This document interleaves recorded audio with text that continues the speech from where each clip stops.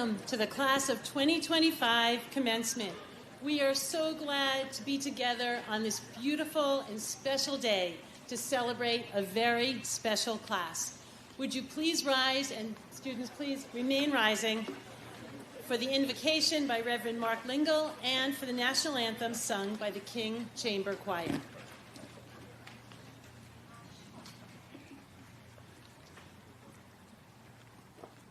Namaste, Sat Sri Akal, Assalamu Alaikum, Baruch Atah Adonai Eloheinu Melech Haolam. Blessed are you, O Lord God, creator of the universe. We give thanks for the gift of this day and the beauty of the creation that surrounds us. We are mindful of the wonder of being and the serendipity of this moment. We gather to celebrate the intellectual, artistic, athletic, service, and community interests and accomplishments of the class of 2025. Thank you for the love and support of parents, siblings, friends, grandparents, faculty, coaches, board members, mentors, volunteers, and staff who have had their hand in preparing these graduates to grow and to flourish in an ever-changing world. As the class of 2025 commence with the next chapter of their lives, may they value intellectual curiosity as well as empathy. May they seek peace with justice. May they honor the spark of the divine in the other as well as recognize it within themselves. May they understand their part in caring for this creation, our island home. And may they live more fully into who it is they are to be and share that gift for the enrichment of our common humanity. Strengthen them to draw often on the virtues of perseverance, kindness, respect, and integrity, as well as their creativity, sense of humor, and resiliency as they make their way in the world. May they always be mindful of their connection one to another and with this world. Amen.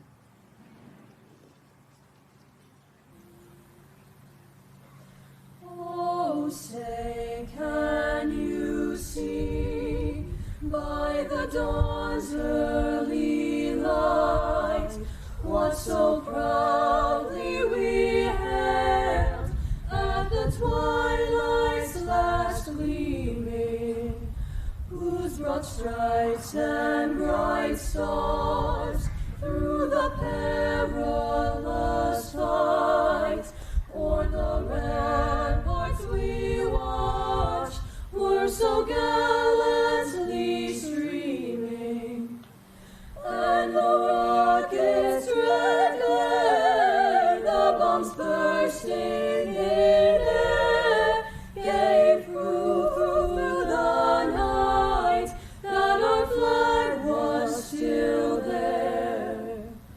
Oh, say, does that star-spangled banner yet wave o'er the land of the free and the home of the brave?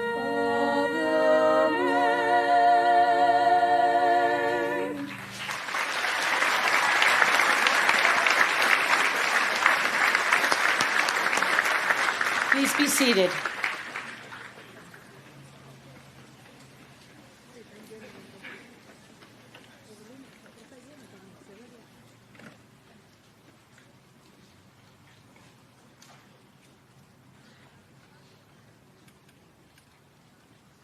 Good evening, graduates, families, faculty, and friends. Today we gather to celebrate the class of 2025, a class that has not only helped to shape King's School, but has reached far beyond its walls with compassion, courage, and a deep sense of purpose. This class has been defined by its commitment to service, its genuine care for others, and the strength of its community. You've left your mark on King, yes, but more importantly, you've impacted the world around you. Whether organizing service projects, mentoring younger students, or standing up for causes that matter, You have shown us what it means to lead with heart. You've lived our mission through action steadily and with humility. You've made the world around you better. What is equally powerful is how you've done it together. You are a deeply connected class, which was reflected once again at prom this week. You've built friendships across different circles, supported one another through challenges, and created a community rooted in mutual respect and deep understanding. In a world that can so often feel divided, you've shown us a better way. Now, some of you have been with us for a few years, and others have been here since pre-K. Regardless of how long you've been a King, you are Vikings, and this is your home. I do, however, want to recognize our lifers, those of you who have called King home from the time you were in pre-K, kindergarten, or first grade. I'm sure you have fond memories of your days in the lower school and of your teachers who most likely taught you some of the most important lessons. Thank you for dedicating the longest part of your life so far to King. Please stand and remain standing as I read your names. And it's fine to do the King clap here, I think. Grace Anderson, Taylor Ansell, Connor Brown, Jopel Dohill, Alex Esposito, Felicity Gowdy, Devin Lennis, Vivi Mansfield, Charlie Matson, Harrison Merkin, and Liam Pufko.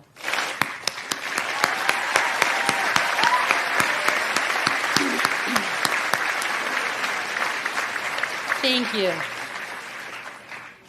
Class of 2025, your time at King has not been without heartbreak. The loss of your beloved teacher and mentor, Mr. Adam Boaz, was felt across our school. Many of you were taught by him, advised by him, and inspired by him. In the weeks and months following his passing, you leaned into one another. You mourned together, you remembered together. And perhaps most significantly, you learned together what it means to live a life of gratitude. What he taught you lives on in your resilience, in your gratitude, and in the way you came together to support one another after his passing. You honored his legacy, not only in word but in action, and you reminded us all that even in sorrow, there is strength. We have been so proud of you. This year's school-wide theme, Making Connections, was a promise, and you kept it. You have built connections across ideas, differences, and communities. You listened, learned, and led with empathy. In you, we see the very best of King.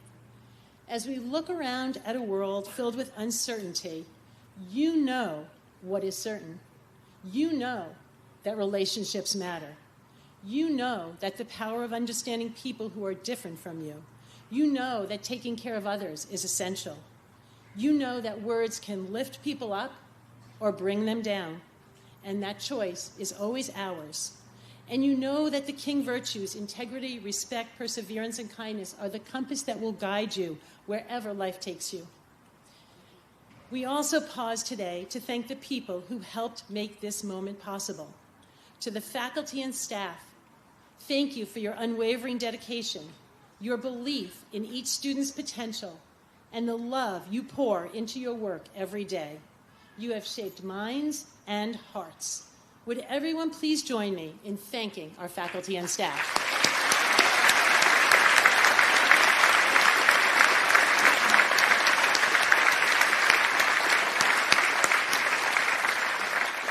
To the parents and families, thank you for trusting us, for partnering with us, and for cheering from the sidelines, in the car lines, and in the quiet moments at home when encouragement was most needed. Your support has made all the difference. To the class of 2025, you are remarkable, and you are ready. You are prepared not just academically, but as thoughtful, capable, compassionate human beings. And no matter how far you go, remember this: King is your home. We will always be proud of you. We will always cheer you on, and we will always welcome you back.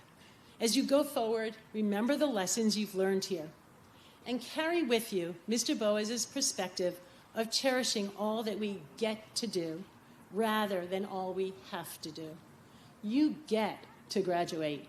You get to go to college. And beyond college, you get to step into a world that needs your voice, your kindness, your integrity. You get to build a life of meaning. You get to make choices that are guided by values. You get to show up for others. You get to become the kind of friend, colleague, and leader and citizen of the world that we so urgently need. You get to reach for the stars. Mr. Boas lived by that philosophy, and now so do you. So as you walk across the stage today, know this: you are ready, you have the tools, you have the heart, and you have each other. Congratulations, class of 2025. We are so very proud of you.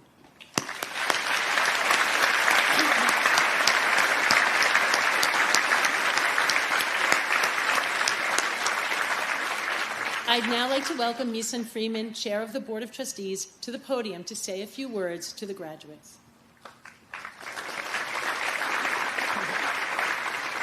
Thank you, Carol. Good afternoon, everyone. To our graduating seniors, to the faculty and staff, to proud families and friends, it's a privilege to stand before you today, not only as King's Board Chair, but also as a current parent and a parent of a proud King alumna now thriving at NYU.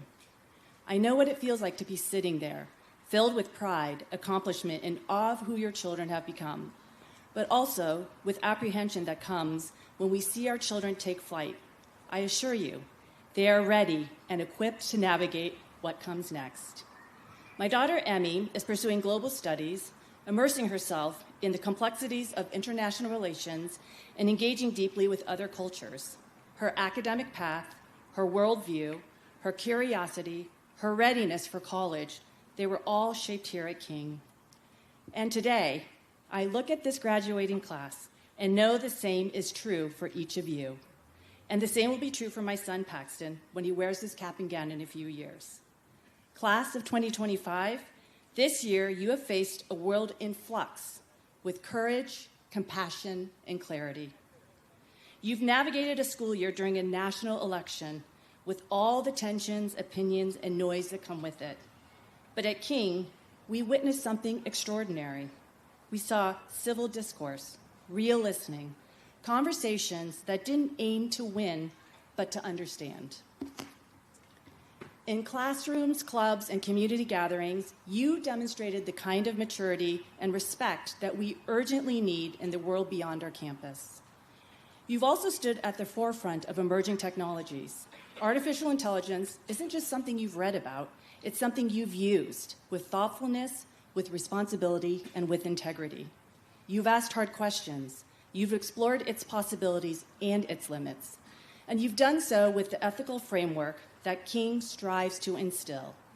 That ability to use technology wisely will serve you not only in college, but in the careers and causes that await you. You've lit up our stage with powerful performances, filled our galleries with thought-provoking art, brought music to life in concerts that moved us, powered our innovation lab with ingenuity, left your hearts out on the field and courts, presented high-level research with professionalism beyond your years, and served your communities with compassion and commitment. You've brought both creativity and discipline to everything you've done, and shown us what it means to think deeply, express boldly, and serve selflessly. This moment in time pressures you to be connected, but King has taught you what it means to truly connect, not through technology, but through empathy, understanding, and bridge building. Those connections will serve you well as you navigate relationships in life, both personally and professionally. This has also been a class marked by deep sadness. We lost Mr. Adam Boas, beloved teacher, mentor, colleague, and friend. Mr. Boas saw in each of you potential and encouraged you with his boundless energy and wisdom. His legacy lives on in your writing, your thinking, your kindness, and your courage. Today we honor him. We carry him with us. I know he'd be immensely proud. To our faculty and staff, thank you. You've challenged these students and supported them. You've asked them to look inward and to look outward. You've helped shape not just scholars, but citizens. To our parents, congratulations. You've raised young adults who are ready not just to take on the world, but to contribute to it meaningfully. And to our graduates, you're ready. You are prepared not only for the rigors of college academics, but also for the conversations, the relationships, the ethical challenges, and the joys and hurdles of life that lie ahead. Just as so many King alumni have gone on to do remarkable things, you too will carry this place with you, and you will be better for it. I hope you know that King is more than a school, it's community. And when the world feels uncertain, this community reminds us what matters most: empathy, integrity, and human connection. Hold on to that. Carry it with you. Congratulations, class of 2025. We are so proud of you. Go forward with confidence, stay curious, stay kind, and stay connected. Thank you.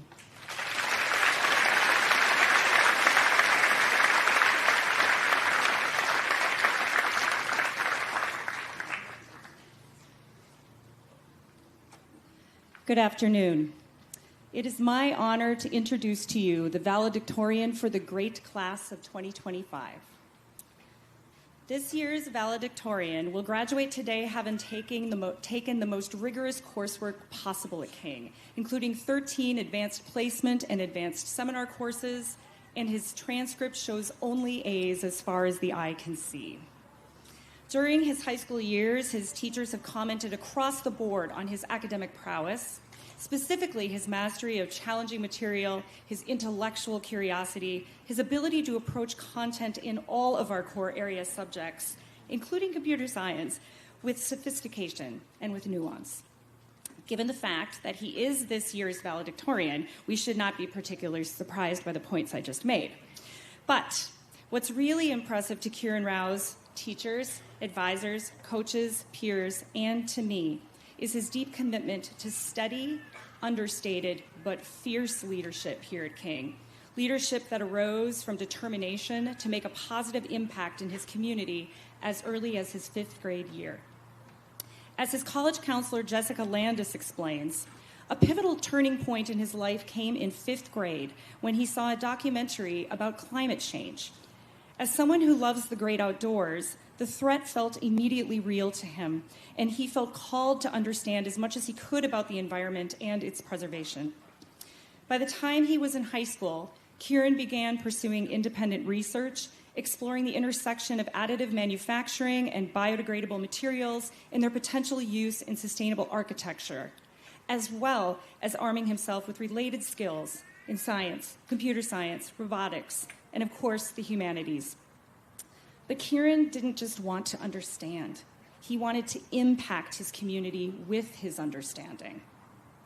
And that desire for impact is what led him to my office one day at the beginning of his junior year, and what led me to pay close attention for the next 2 years to the choices this young man would make.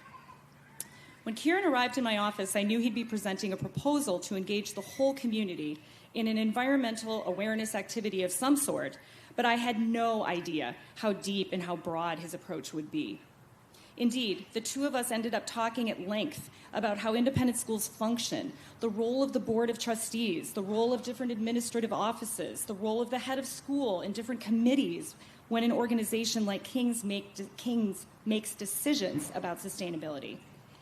After all, it takes a lot of time to make decisions in any organization that are thoughtful when we think about purchasing, financing, building, and strategic planning.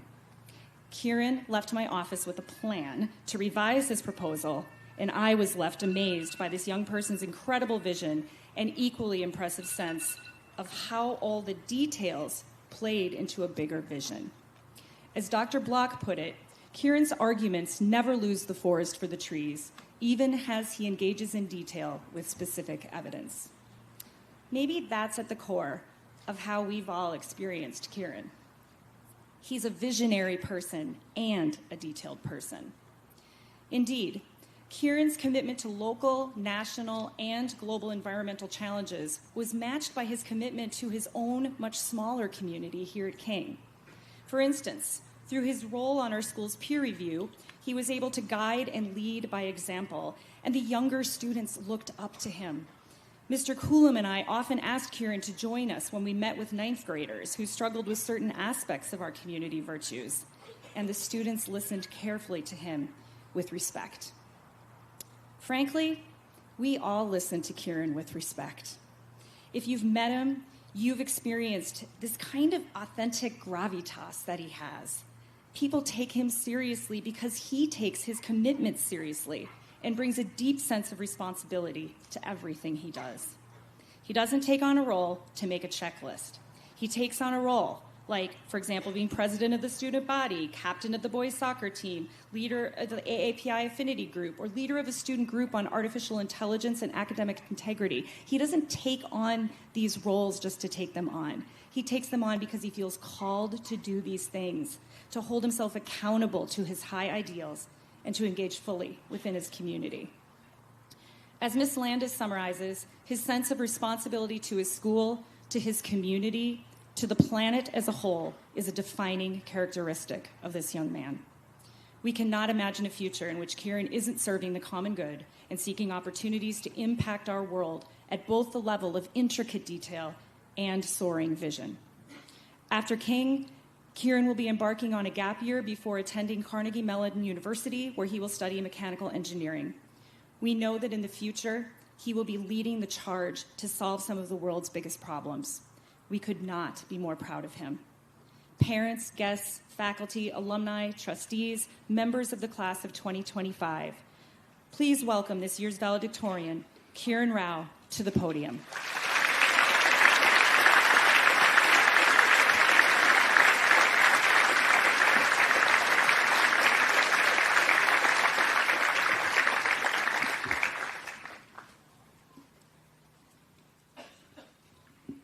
All right, good afternoon, everyone. I'd like to start by welcoming all the faculty, staff, parents, grandparents, siblings, and friends that are here today. On behalf of the entire class of 2025, we are so grateful that you've come here to celebrate with us. I'd like to start this speech by telling you how I started every day of my senior year. As my alarm rings, I open my eyes and I look to the ceiling. On the ceiling, I see a little note card that I've taped up there. The note card reads, "Don't half-heart it." Of course, like most seniors, before I could even process this message, I'd already smashed the snooze button and dove back under the covers. But when the alarm rings again 10 minutes later, I see the same note, and I actually understand it now. I came across this simple phrase back in August, just as I was reflecting on what I wanted my senior year at King to look like. It struck me as the mindset I needed. If this was going to be my last year living at home, walking these halls, and sharing moments with my classmates and teachers, I wanted to live it with my whole heart. I now realize that this note was asking me to bring intention to every day. And I would like to take a moment to differentiate effort from intention. Effort is about output and what you give to something, but intention is about orientation and aligning what you are doing with why you are doing it. Effort without intention is just motion, because intention is what gives effort its meaning. Intention is a promise that we can make to ourselves every single day. It is a commitment to staying present and to showing up fully, even when distraction is right there. To me, that meant saying hello to everyone in the hallway when I might have felt awkward or shy. It meant investing in relationships with my teachers, knowing I only have 1 year left with them. And it meant showing up to athletic events to support our teams. The act of waking up and choosing to care again and again when you'd much rather hit snooze, that to me is the essence of not half-hearting our experiences in life. And to be honest, I probably fell short of my ambitious goal to live with intention every day. There were plenty of times where I missed advisory because I overslept, I did not say hello to a teacher, or I let my mind wander far too often in a certain class. I needed time to coast, and the 8 hours of sleep we get, or most of us having gotten a lot less than that in the last 4 years, was just not enough. It was in these moments, in recognizing where I fell short of my goal, that I learned 2 important truths. 1, intention can be exhausting, and 2, living with intention becomes a lot more natural when we're doing what we love. Think about it. We've learned these lessons together during our time at King in many different ways. The athletes among us have learned it's easy to be intentional on the field or court, focused, driven, and entirely present, because our love is in the sport and the competition that comes with it. Our artists have learned how to be intentional with every single mark on their different media, because they think deeply about how to best express themselves. During Harkins discussions on topics we truly care about, the words we choose are full of passion and purpose. When the spotlight is on, our actors are intentional with even their slightest movement. And of course, undeniably, the way we nurture and cherish our relationships with loved ones and those that are here under this tent today is deeply intentional. We've learned that love breeds intention. Intention is not just about pushing harder, but also paying attention to what makes us feel alive, what we love, and letting that feeling guide us. Pursue that spark, because even a flicker of heartfelt intention directed towards someone or something that you love, however brief, yields far more than indifference ever could. So as we step into the next phase of our lives, we have the chance to find and foster intention once again. Let's approach the new, and even the uncomfortable, with a curiosity and willingness to learn what we might love. When we lean into experiences this way, with our full heart, intention flows more readily, often bringing joy in its wake. So to my fellow classmates, may we always be brave enough to find what we love, and in doing so, may we learn how not to have heart life, but to live with intention, passion, and our whole hearts. Thank you.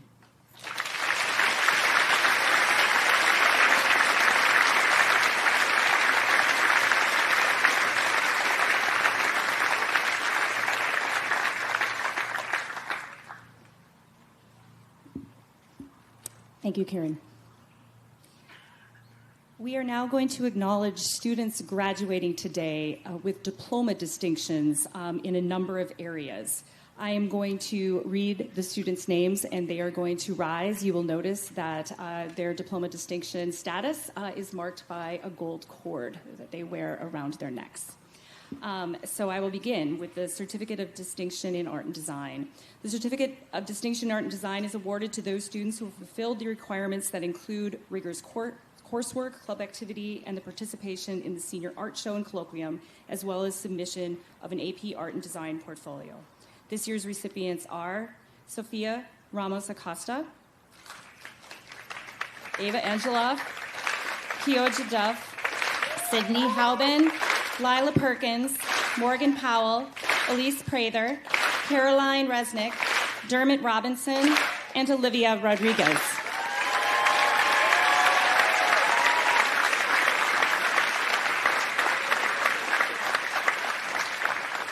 Thank you. You may be seated.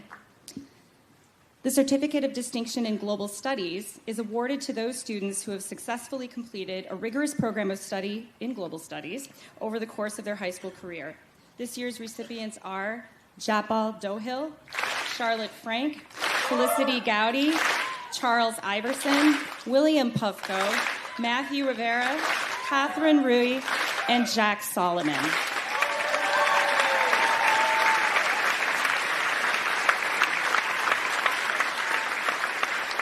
Thank you. You may be seated. The Certificate of Distinction in Leadership is awarded to students who successfully complete a rigorous program of study in leadership theory and practice. In addition, these students have taken on numerous leadership roles, community leadership projects, and the completion of a capstone project. This year's recipients are Tate Anderson, Abigail Block, William Glassmeyer, Abigail Kuffel, and Sophia Roy.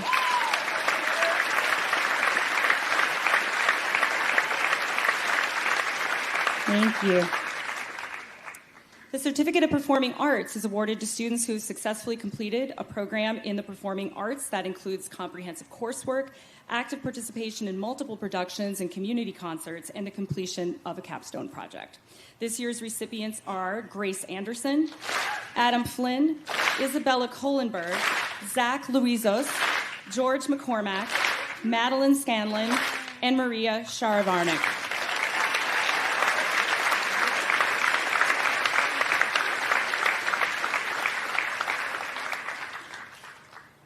Thank you. And finally, the Certificate of Distinction in STEM is awarded to those students who have fulfilled the requirements that include rigorous coursework, club activity, and the completion of a capstone project and a research project. This year's recipients are Anya Anderson, Taylor Ansel, Duncan Baird, Parker Hayashi, Madeline Prather, Annalise Salib, Madeline Scanlon, Ethan Schamberg, and Alexander Zakin. Congratulations to all of our distinction candidates and achievers today. Thank you. You may be seated.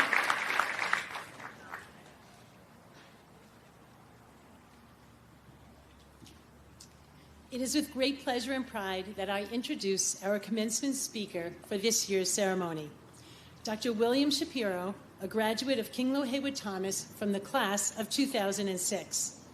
William Shapiro, or Will, as many of his teachers fondly remember him, embodies the spirit of excellence and service that we strive to instill in all of our students.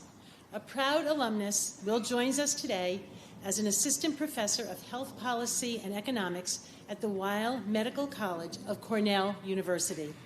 From his early days here at King, Will demonstrated an insatiable curiosity and a commitment to making a difference in the world.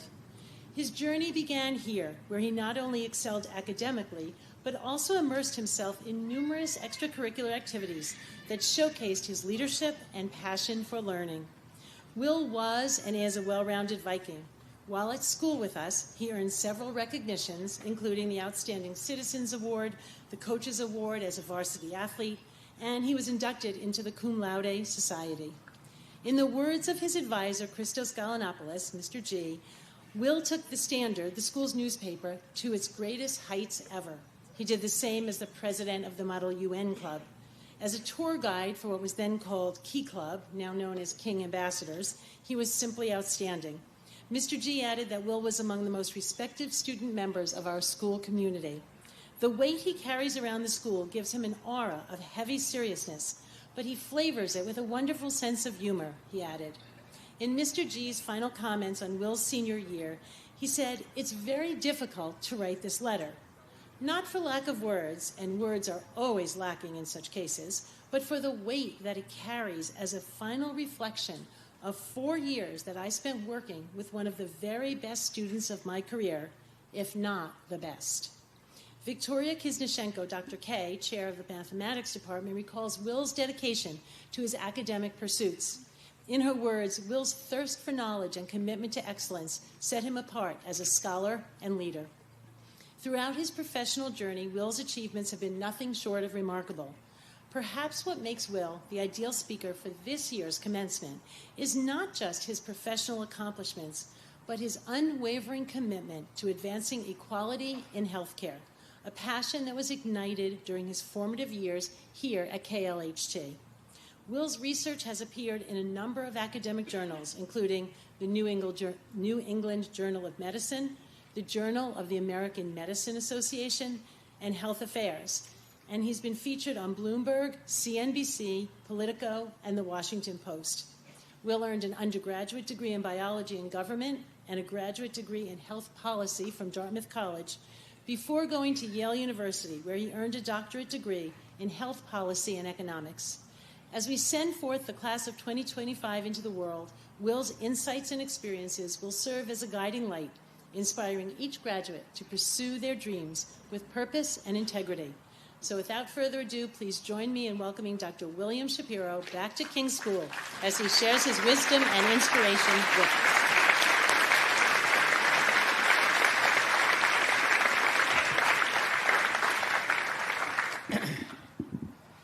Good evening. I'm truly honored to be here. I can't believe it. Almost 20 years after my own graduation from King, when I sat on this stage just over there, and am so honored to contribute to this celebration of all you all have achieved over the last 4+ years. I stand before you today as the fatigued father of a toddler. My wonderful son, Jack, who's sitting right there, is about to turn 3. So to the families here today who have put in an additional 15 years of support and sacrifice and laundry on top of my 3, I see you and I'm in awe. So you are deserving of the first round of applause from this address.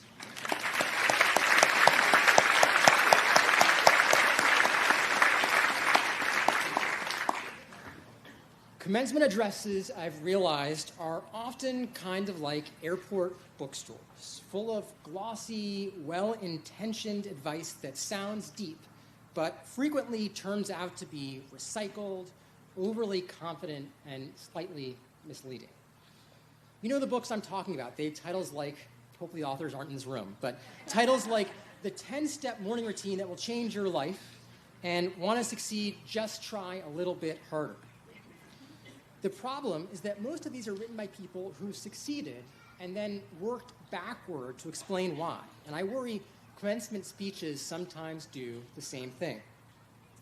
So before I offer you any advice, I feel compelled, as a card-carrying economist, to issue a methodological warning. You probably shouldn't listen to me. It's not that I'm not invested in offering good advice. I really am, but because most attempts to attribute success to specific actions or decisions are inherently flawed. It's what we in economics call survival bias, the tendency to look only at those who made it and assume that their choices explain their success, when in fact we're missing all the people who made similar choices and didn't end up giving a speech like this wearing funny-looking robes. The truth is, it's entirely possible that some of the choices I made in life didn't cause my success at all. They were just along for the ride. So if I tell you that working late, taking risks, or having Lucky Charms cereal for breakfast every day made me where I am today, I had it a lot, you should be skeptical, and perhaps particularly when it comes to the cereal. So rather than try to tell you to repeat what I did, what I think led to my success, which may or may not have been causal, I want to do something that I think is more useful. Share 3 things I wish I had known earlier. Simple as that. Not a polished roadmap, but honest reflections that reflect my best effort to provide some guidance while avoiding the survival bias of the airport bookstore. I also come to you with deep humility. I think many of you, wise beyond your years, have likely already come to these conclusions on your own. Okay, let's dive in. The first thing I wish I'd known earlier: uncertainty is a feature, not a bug. This is more than saying you don't have to have things figured out or embrace uncertainty when it heads your way. It's really run towards uncertainty. Every time you think you're sure about your path in life, question it. I loved AP biology at King and really wanted a career where I could have deep, positive impact. So junior year of high school, I basically decided then and there that this meant I should be a physician. I spent the summer after graduating from King working in a cancer immunology lab at Yale, pipetting carcinogens onto the backs of mice. In fact, I spent each of the next 3 summers or so working in cancer labs. I found the science interesting and the work impactful, but I ultimately pursued this work not because it was my passion, but because it was what I thought you needed to do to get into medical school. Just as an aside, for those of you considering medicine as someone now at a medical school on the faculty, I can tell you that assumption is wrong, so keep that in mind, but I digress. I think many of us tend to fall into 2 traps that are evident here.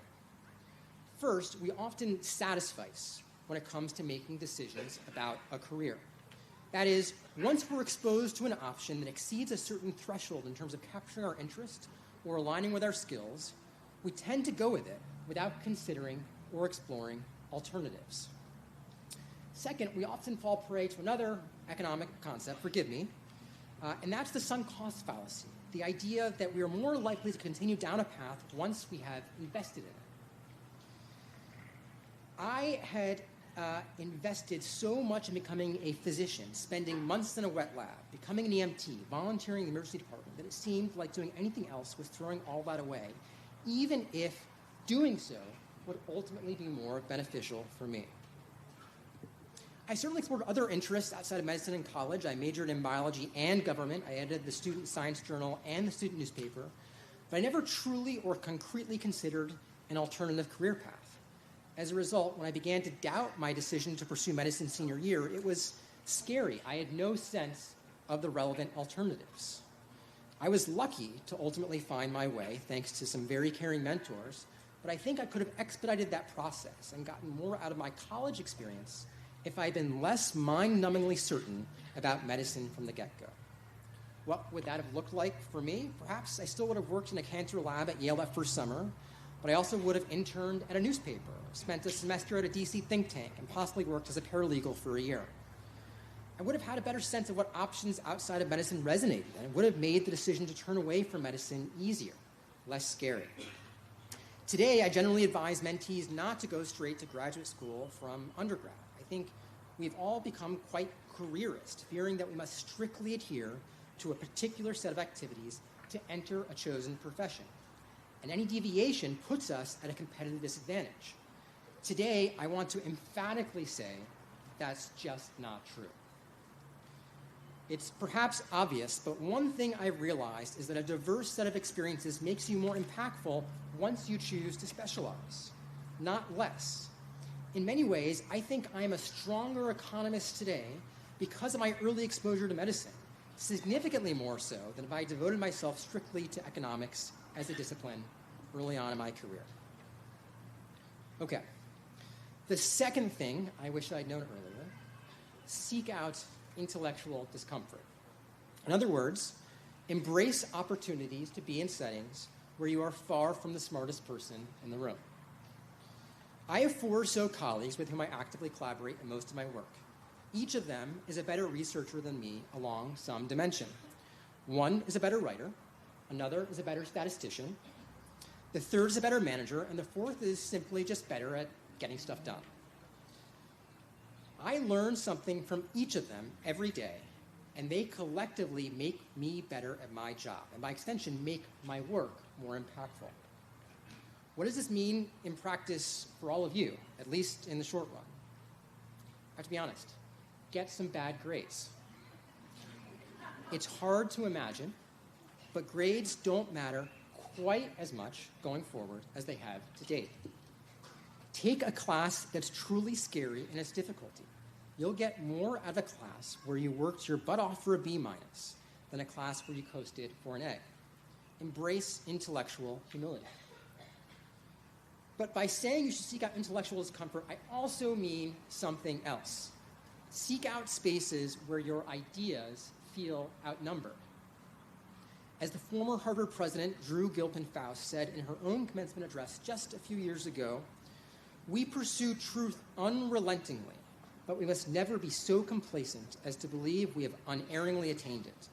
We assume there is always more to know and to discover, so we open ourselves to challenge and change.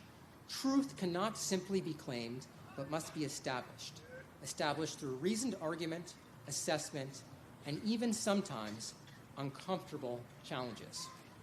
In other words, learning and growth require that your ideas be challenged, even if you and everyone you know think those ideas are right. The third and last thing I wish I had known earlier, but perhaps the most important, achievement is not fulfillment. It's easy to get into the trap of always working for the next thing, the next degree, the next accolade, the next promotion, and assuming that once you hit some threshold, you will feel fulfilled. This, at least, was very much my thinking for a long time. If I can only get my doctorate, if I can only get a tenure-track faculty position, if I can only get out one more research paper, then I will feel fulfilled. I will feel complete. I have to let you in on a little secret. There will always be one more thing that you can do. Fulfillment has to come from elsewhere. For me, professionally, fulfillment has come less from my own work and more from mentorship of others. I now get way more gratification when a mentee's paper is accepted at a top-tier journal than I do when it happens for one of my own. Investing in others, whether my students or my family, has been significantly more fulfilling than investing in myself. As Maya Angelou wrote quite famously, people will forget what you said, they will forget what you did, but people will never forget how you made them feel. More broadly, fulfillment for me has come from what the historian Rutger Bregman has called moral ambition, combining ambition with purpose, with a desire for impact. At times in my career, that has meant doing work that I believe will improve access to healthcare for entire populations. But in my conception of moral ambition, this doesn't have to be impact globally or nationally. It's really not about measuring success by how many people you impact. It's simply about having a positive impact on others. Most of the time for me, that again has meant investing in my students and my family. Ultimately, I haven't offered you the tidy blueprint of a best-selling airport book. I haven't told you to do what I did because there is no way for me to know what I did that really mattered. That would mean falling prey to this survival bias. Instead, I've tried to share a few things I wish I had known, ideas that might help you navigate the waters ahead with just a little more confidence. As you all move forward, King Class of 2025, I hope you seek out questions more than answers, discomfort more than ease, and truth more than certainty. Heartiest of congratulations to you, the Class of 2025.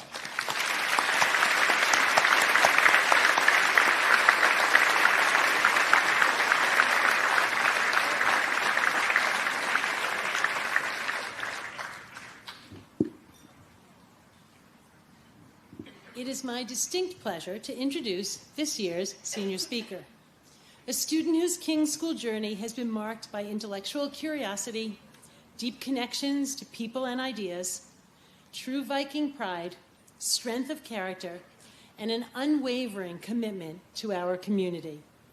Alex Zakin represents the very best of King. As a standout scholar, he has received multiple honors, recognitions during his time at King. He was inducted into the Cum Laude Society this spring, a testament to his academic excellence and love of learning. But his impact reaches far beyond the classroom. In the words of David Volane, his college counselor, Alex likes meeting people, hearing their stories, and values relationships. He views every interaction as an opportunity to learn something from someone, whether it is the start of a new friendship or a passing interaction. Mr. Volane shared that Alex once said to him, "I'd rather spend my whole day talking to strangers than spend it in silence." It made me wonder what it's like in your household. Just saying.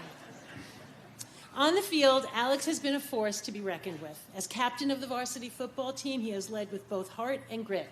His determination and leadership helped secure key victories, including a homecoming game touchdown that brought the crowd to its feet. And yet, it is perhaps Alex's voice that resonates most powerfully. Whether speaking in a public forum on the housing crisis, delivering a King talk about the importance of civil discourse, trust, and understanding in government, in conversation with peers and teachers, or delivering deeply heartfelt and moving remarks about Mr. Boaz at his memorial service, he demonstrates thoughtfulness, conviction, and a deep sense of responsibility to others. Alex answered the call to leadership in meaningful ways. As a mentor in our middle school's Fellowship Friday program, he inspired younger Vikings with energy, insight, and authenticity. He did the same as part of the Clinker Buddy program, an initiative that pairs upper and lower school students to foster cross-divisional supportive relationships. Something that's been fun to witness is the joyful way he relates to his own sister and brother. Watching Alex drop off Spencer at the lower school is always a treat. In the words of his advisor, Melissa Kennedy, he's someone that can always be counted on as a true model King student. Alex is passionate about his work with the Jewish Affinity Group and about building understanding. He has shown us that excellence is not a singular pursuit, but a balance of mind, body, and character. Alex will bring these amazing qualities to Vanderbilt University in the fall, where he will be pursuing a degree in political science. As Alex prepares for life after King, said college counselor David Volane, "I know that he will be a force for good on his college campus and in the surrounding community." Today, it is only fitting that we hear from someone who not only has so fully embraced what it means to be a King Viking, but was, in fact, the King Viking. Please join me in welcoming your 2025 senior speaker, Alex Zakin.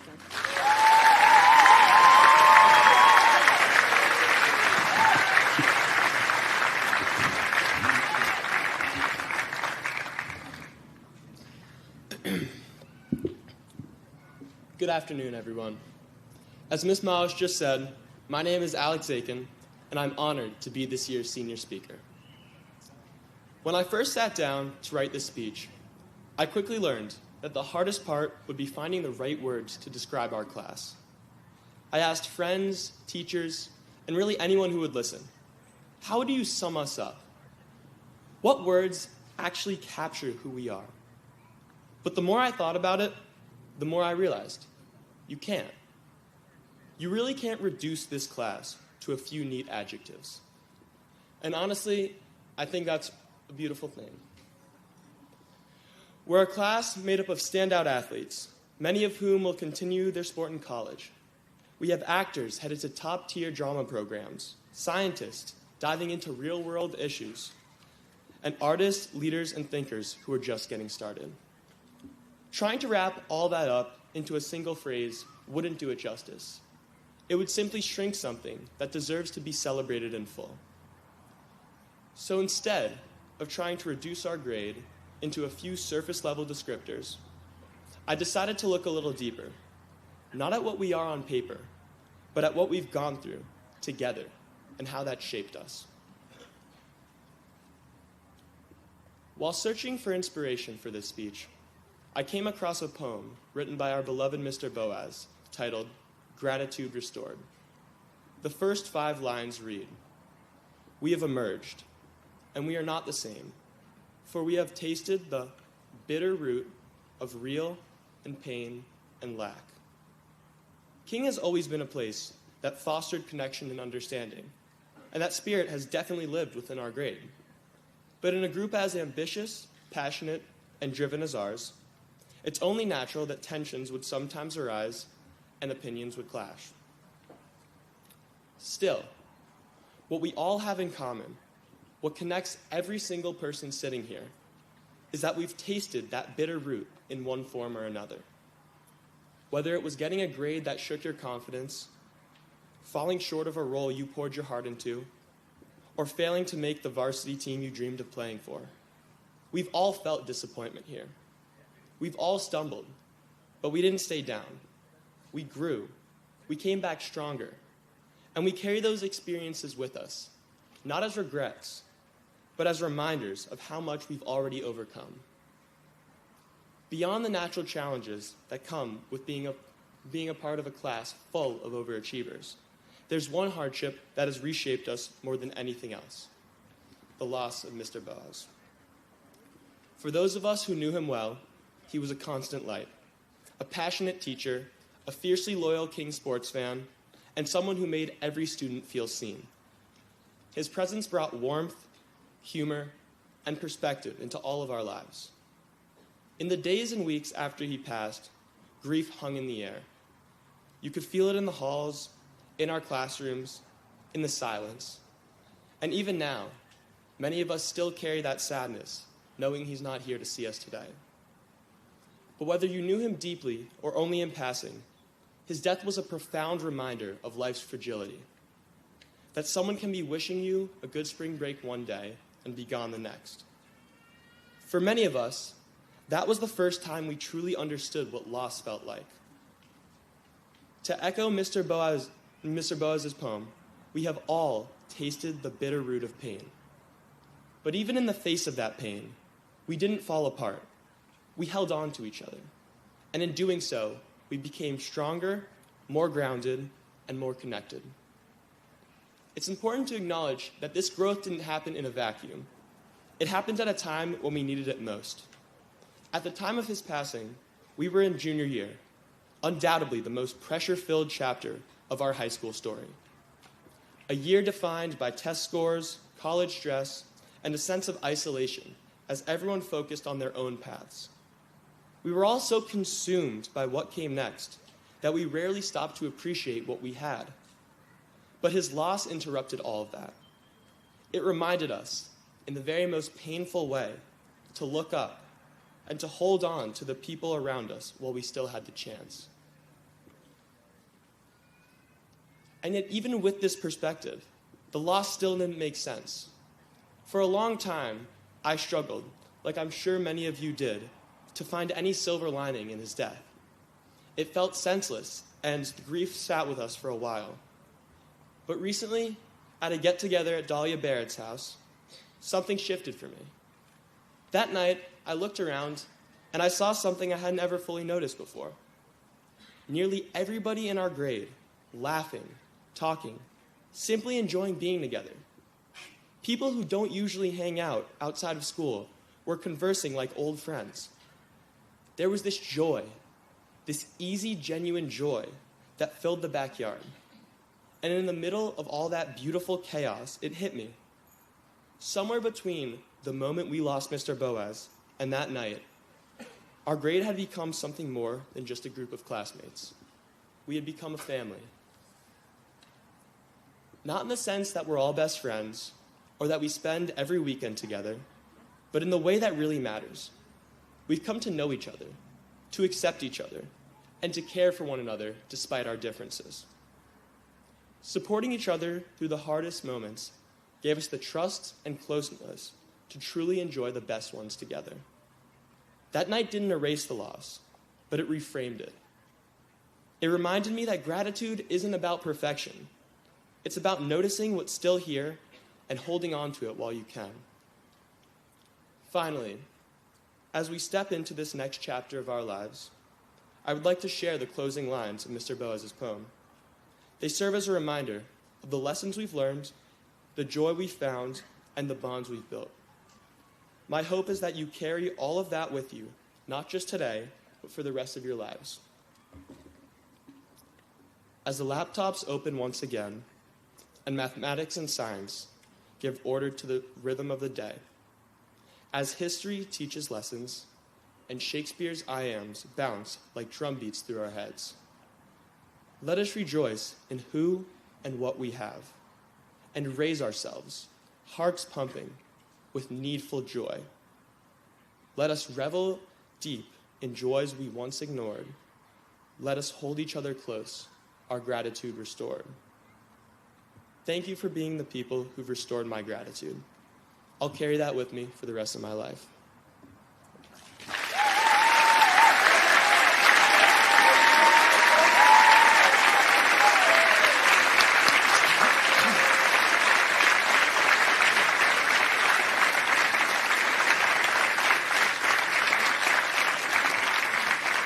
Thank you, Alex, and thank you, Kieran. Definitely so much fun to hear your words and your wisdom. At this time, we're going to confer diplomas. Woo!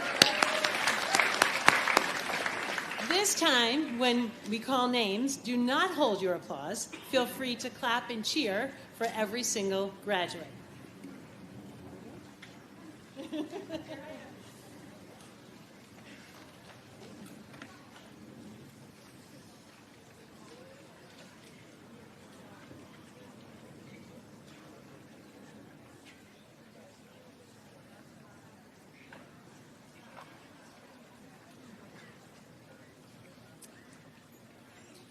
Sofia Acosta Ramos.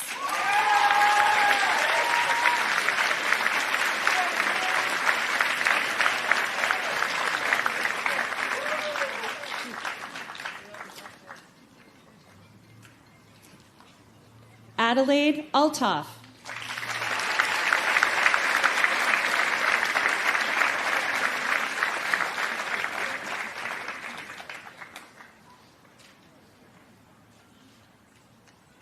Anya Elizabeth Anderson.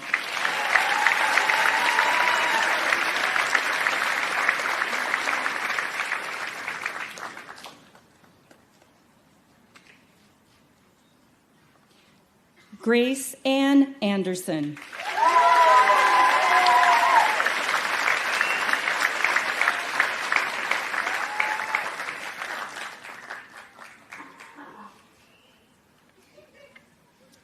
Tate Anderson.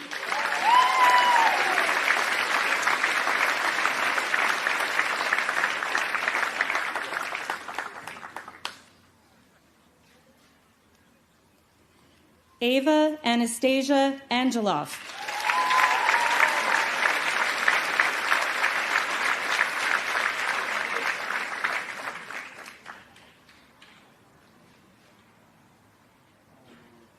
Taylor Rose Ansel.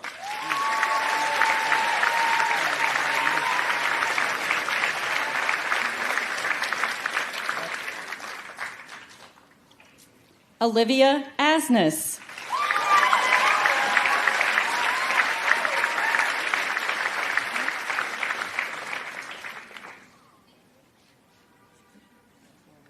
Duncan Baird.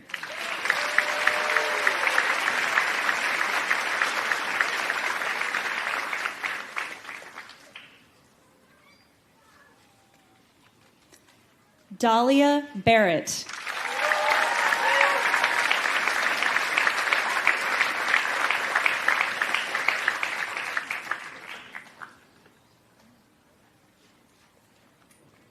Owen Blaine.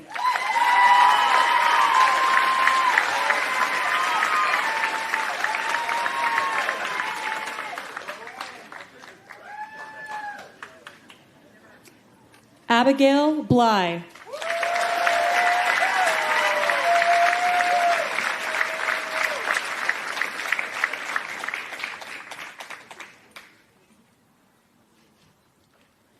Abigail Block.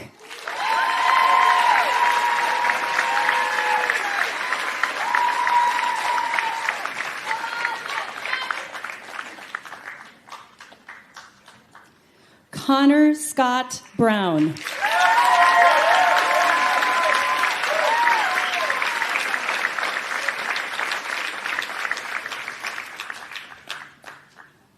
Logan James Bruno.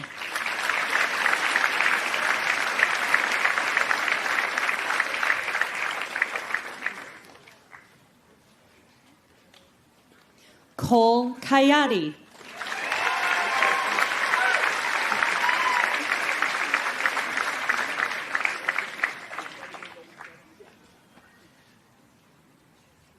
Brandon Chan.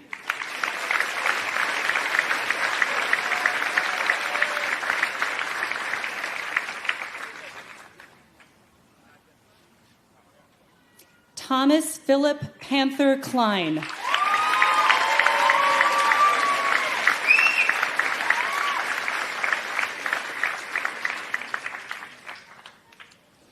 Brian Jordan Condon.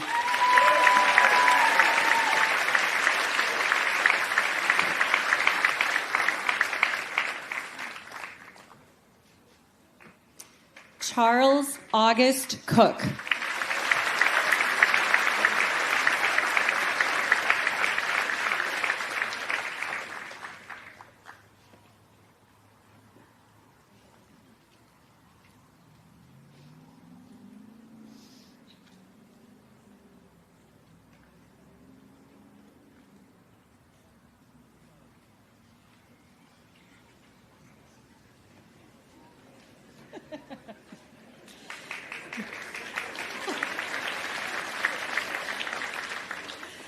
Hugh Laws Curran.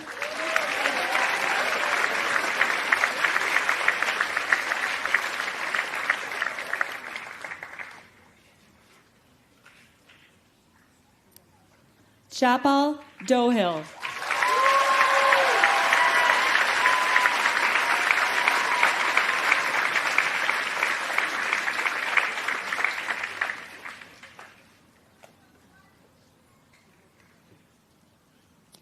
Ayana Lucy DeRest.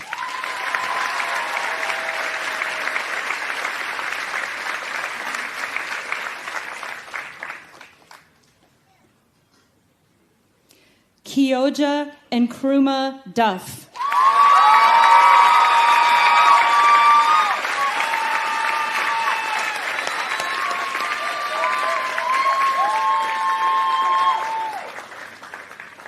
Caroline Julianne Ellis.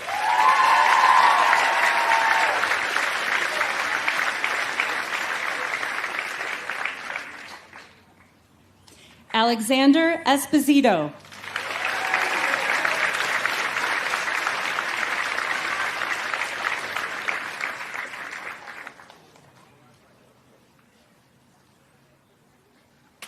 Campbell Scott Essex.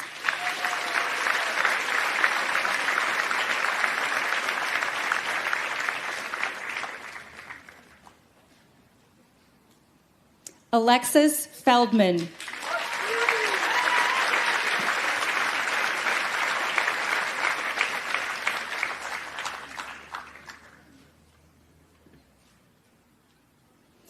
Adam Patrick Flynn.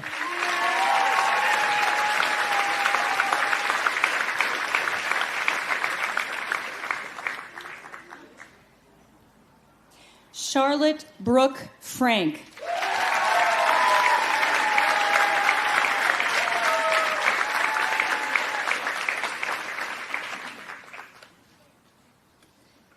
Gavin Vincent Garrison.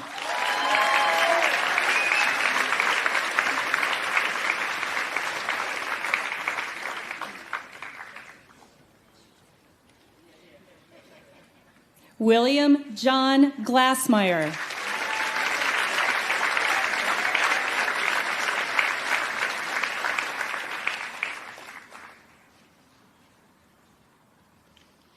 Christian Daniel Gonzalez.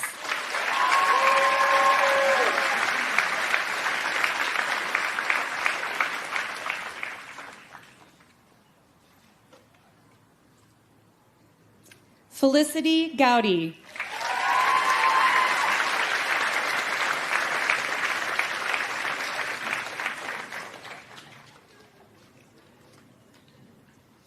Ellie Bell Grabowski.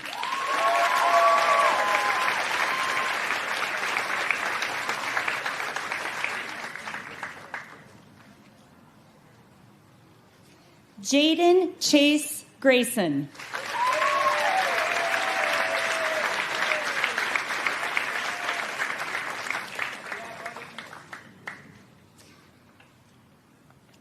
Jacob Logan Greenberger.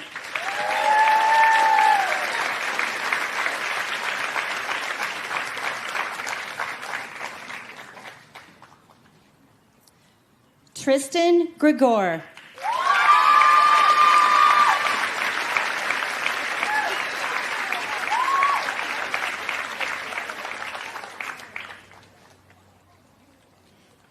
Lily J. Hamlin.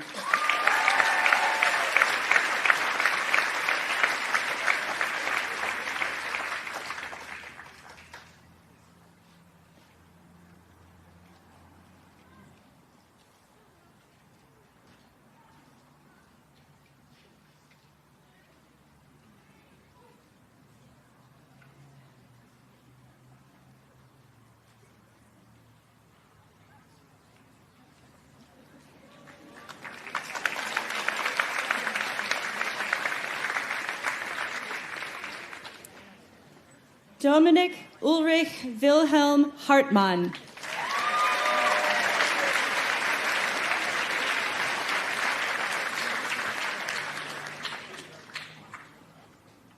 Sydney Kathleen Hauben.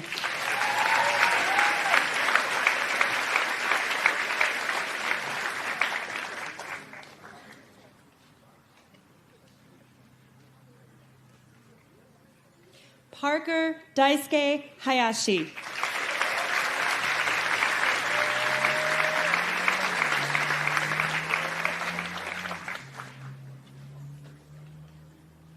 Christopher Ippolito.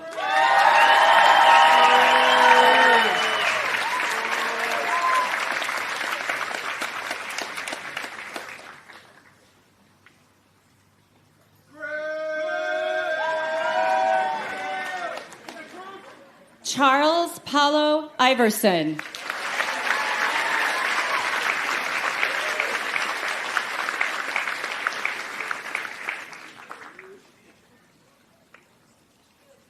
Thomas Jennings.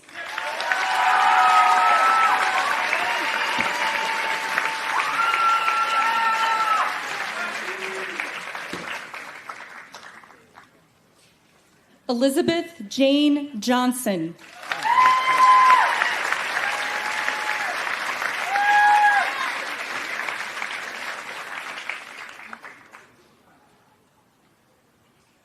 Griffin Jew.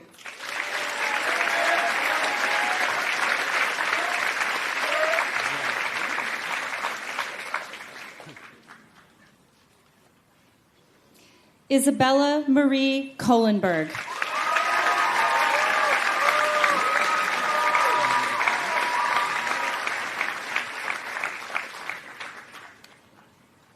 Ashlyn Coons.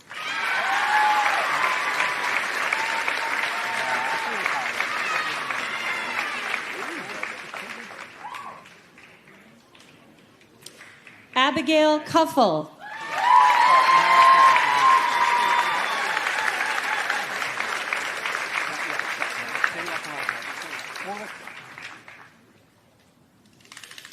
Devin Ruth Lennis.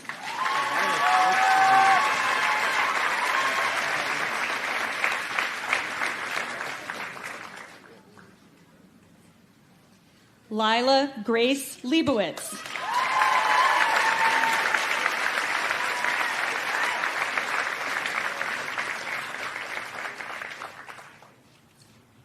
Dean Liner.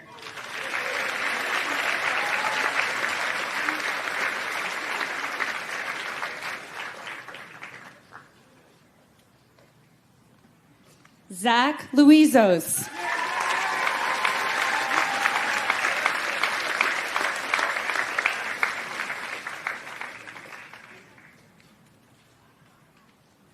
Peter Lovett.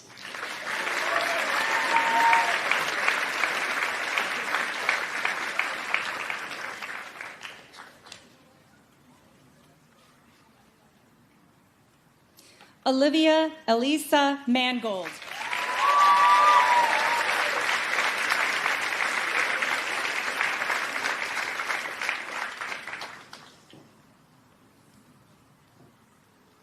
Genevieve Lynn Mansfield.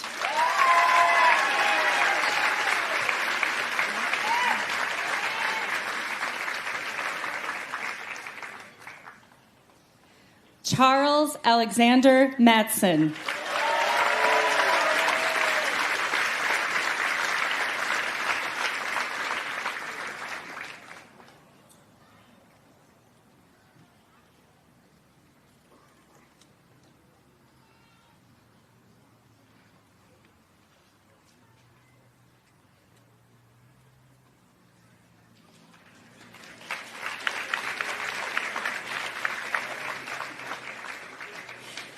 George Michael McCormack.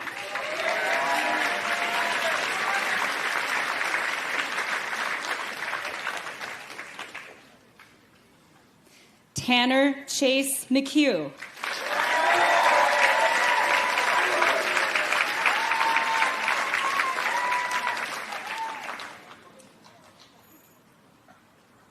Tim McGrath.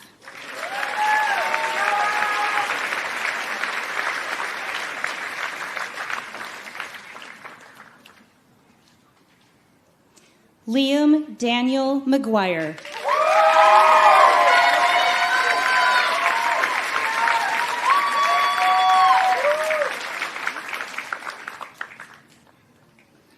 Doni Marie Middleton.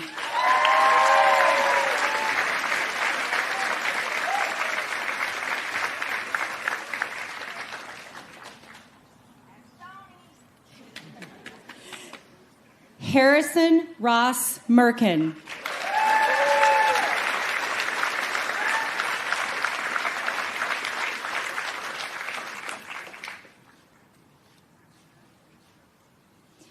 Rafael Montero.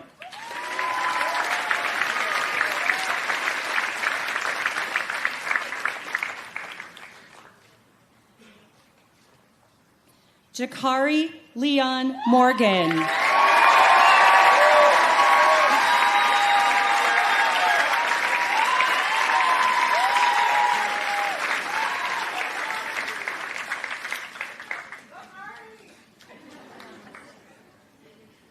Connor James Neary.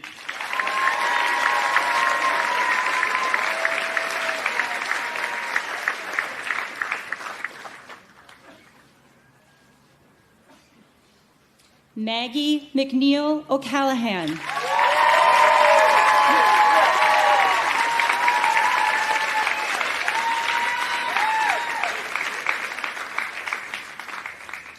Paige Ohapi.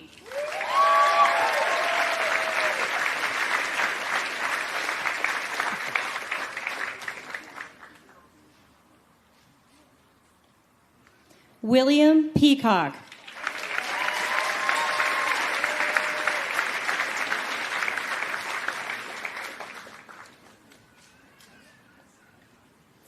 Lila Grace Perkins.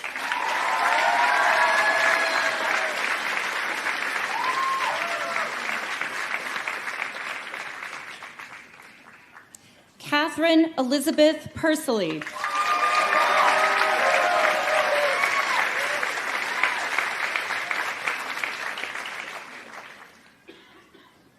Morgan Joyce Powell.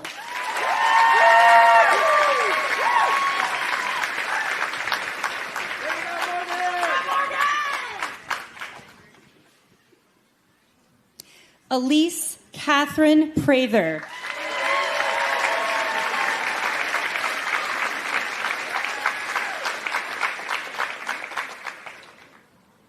Madeline Jane Prather.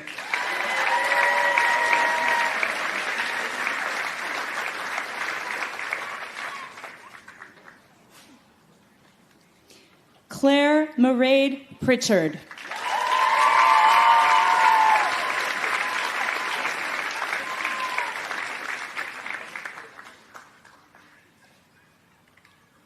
William Puffco Jr.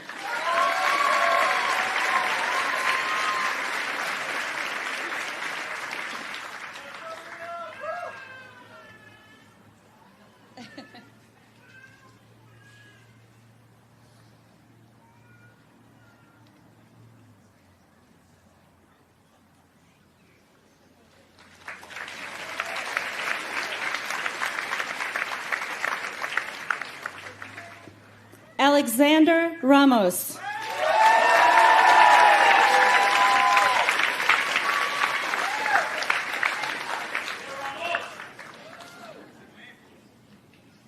Caroline Resnick.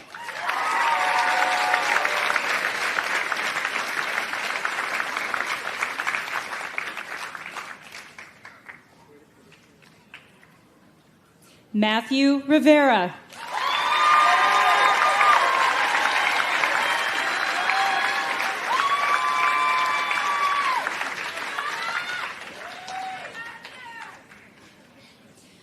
Dermot Miraz Robinson.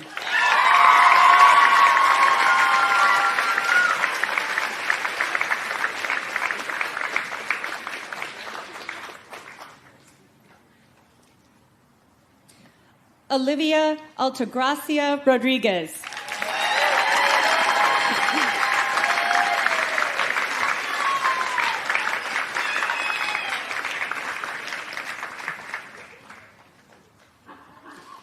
Alexandra Claire Rostazzi.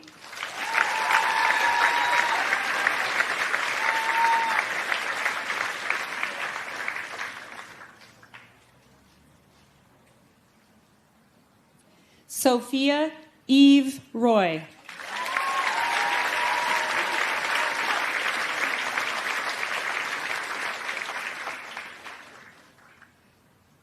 Katie Rui.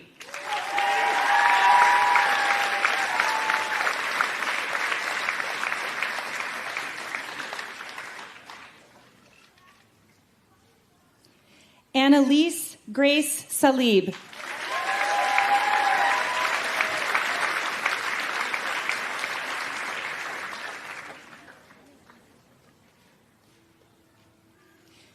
Madeline Winifred Scanlon.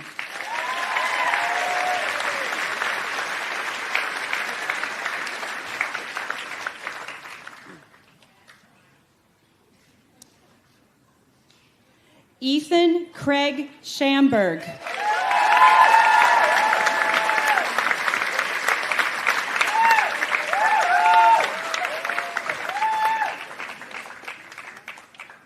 Maria Sharavarnik.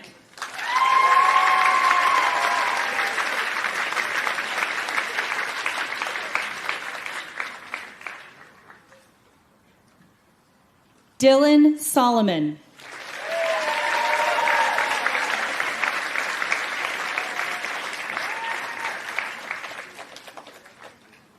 Jack Solomon.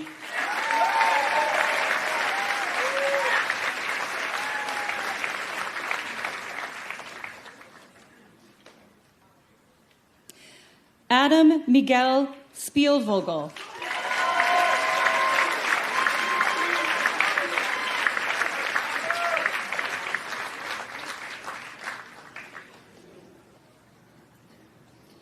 Ryan Michael Robert Staggs.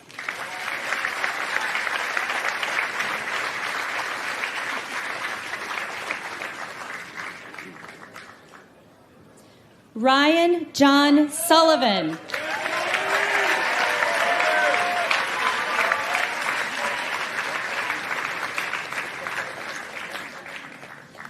Alexander Henry Zakin.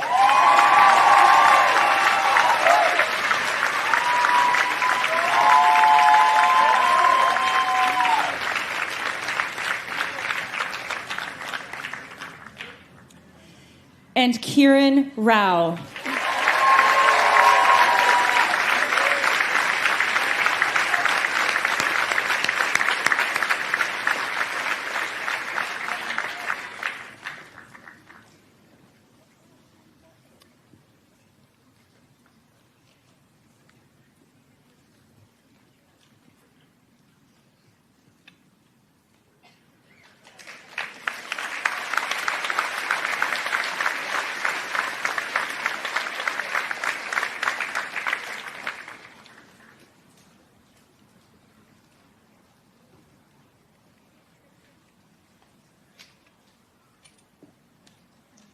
Do a little blessing. Blessings on your journeys, class of 2025, and congratulations. As you go on your way, may the great and wondrous mystery go with you, in front of you to guide you, behind you to support you, beside you to befriend you, above you to watch over you, and within you to give you peace. Amen.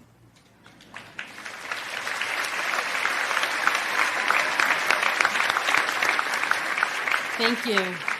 Graduates, please stand.